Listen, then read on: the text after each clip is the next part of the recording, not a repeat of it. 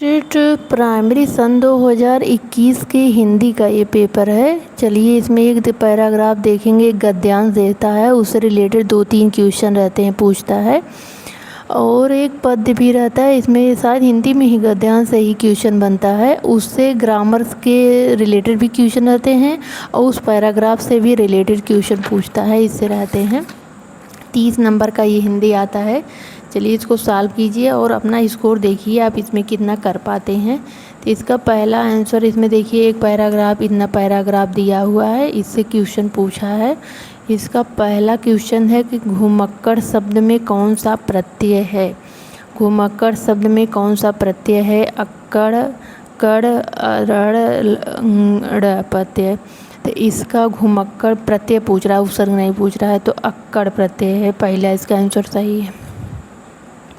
अगला क्वेश्चन है कि महावीर स्वामी का जन्म कहाँ हुआ था? पावापुरी, पारसोली, कुशीनगर, वैशाली। तो ये क्वेश्चन इसी पैराग्राफ से ही, आप पैराग्राफ, लेकिन आप तो जानते होंगे महावीर स्वामी का जन्म वैशाली में हुआ था। इसका आंसर है, ये पैराग्राफ पढ़ करके इसका आंसर किया जाता है।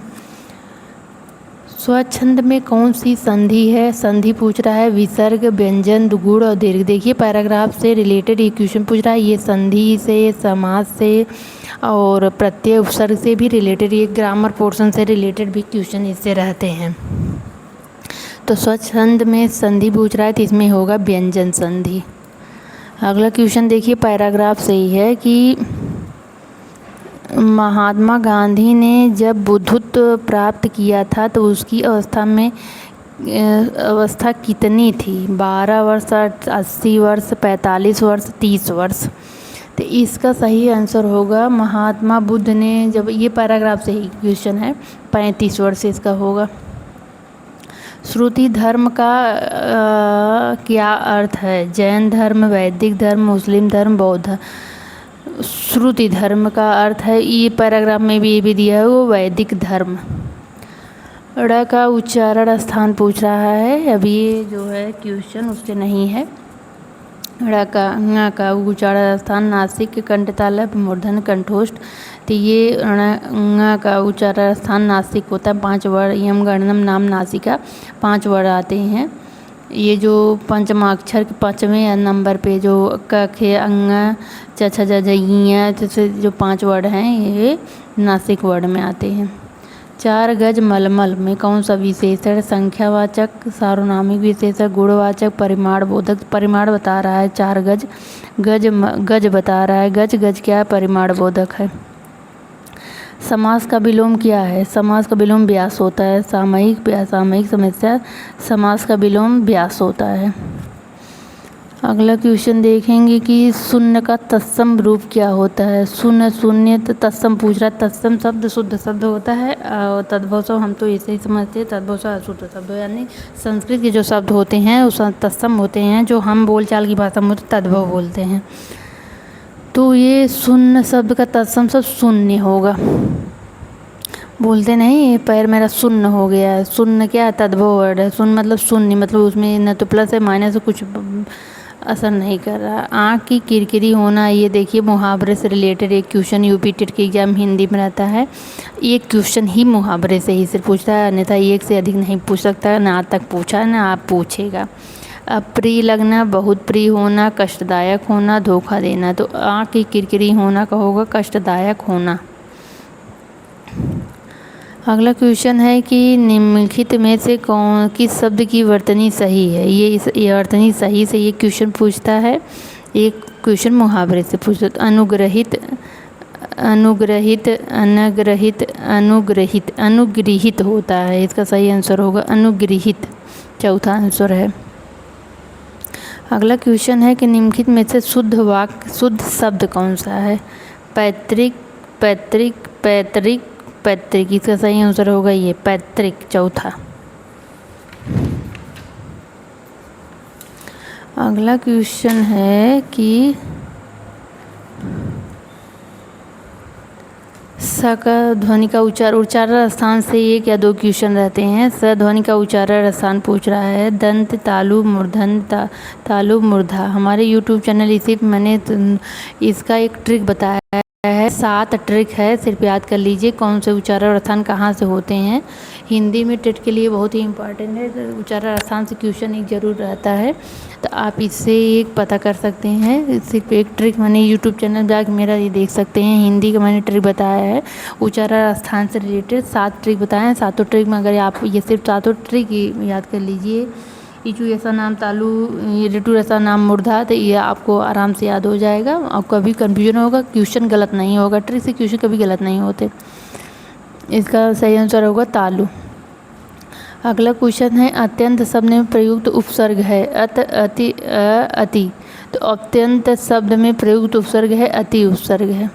उपत्यका का अर्थ है सूर्य जिस पर्वत के पीछे से निकलता है, पर्वत के पास की भूमि, पर्वत के शिखर, प्राणियों के पेट का एक अंग।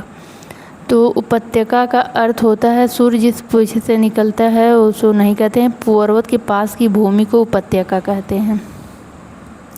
निम्नलिखित में से मौखिक अभिव्यक्ति का रूप है शुद्धवर्तनी, आशुभाषण, श्रुतलेख, सुलेख। तो निम्नलिखित में से मौखिक अभिव्यक्ति का रूप है आशुभाषण। हिंदी भाषा की बोलियां हैं 15, 18, 22, 25। तो हिंदी भाषा की बोलियां पूछ रहा है, 22 तो भाषाएं हैं, 22 भाषाओं का भारतीय संविधान की 8वीं अनुसूची में 22 भाषाओं का उल्लेख है, लेकिन बोलियां हमारी 18 हैं। 18 थी, 18 हैं, अब 18 रहेंगी क्या रहेंगी, लेकिन 22 भाषाएं हैं। और पहले तो 22 नहीं थी जब संविधान बना था, अब 22 हो गई। सामाजिक शब्द में मूल शब्द और प्रत्यय है, सामाजिक शब्द में मूल शब्द प्रत्यय पूछ रहा है क्या है, तो इक प्रत्यय है, समाज धन इक प्रत्यय है। तद्भव पत्रिका के संपादक, पत्रिका से रिलेटेड क्वेश्चन पूछा है, ये हिंदी साहित्य के इतिहास से क्वेश्चन है। तद्भव पत्रिका के संपादक कौन है? लीलाधर जगुड़ी, अखिलेश हरे प्रकाश उपाध्याय, विश्वनाथ प्रसाद तिवारी। इसका सही आंसर है तद्भव पत्रिका के संपादक हैं अखिलेश।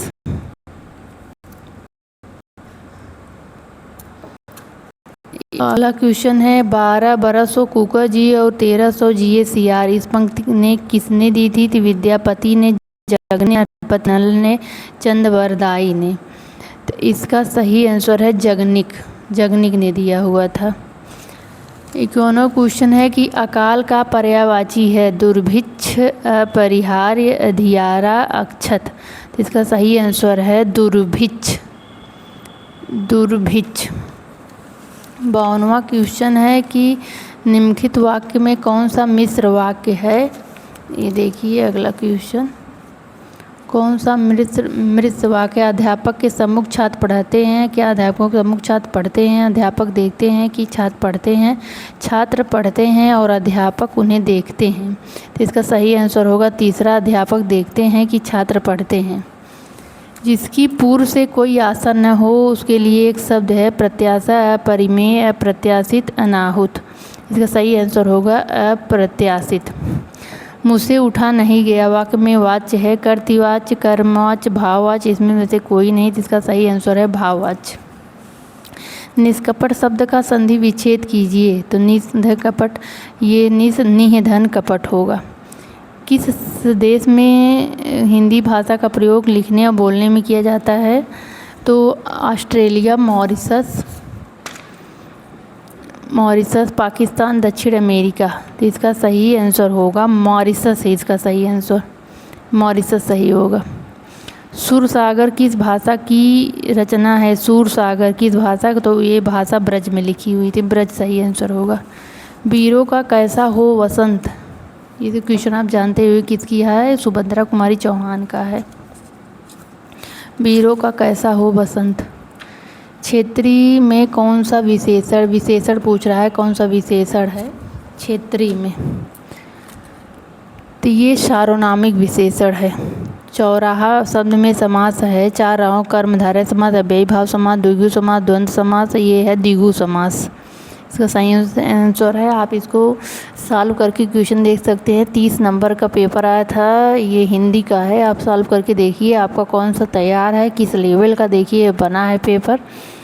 ये वन वर्ड सब्स्टिट्यूशन थे, उपत्यका पूछा था हमने, अभी पिछला साल करवाया है, तो पर्वत के पास की भूमि इसका सही आंसर होगा। इससे रिलेटेड वन वर्ड सब्स्टिट्यूशन से रिलेटेड भी हिंदी में क्वेश्चन पूछता है, इंग्लिश में भी पूछता है, हिंदी में भी पूछता है। तो आप इसको पेपर को सॉल्व कीजिए, देखिए पेपर का लेवल तो अच्छा, हिंदी में संस्कृत में सबका लेवल अच्छा बनता है यूपी टेट के एग्ज़ाम में, लेकिन बशर्ते बात है आपकी किस तरह की तैयारी हुई है और किस टॉपिक को आप कितना आपको समझ में आता है।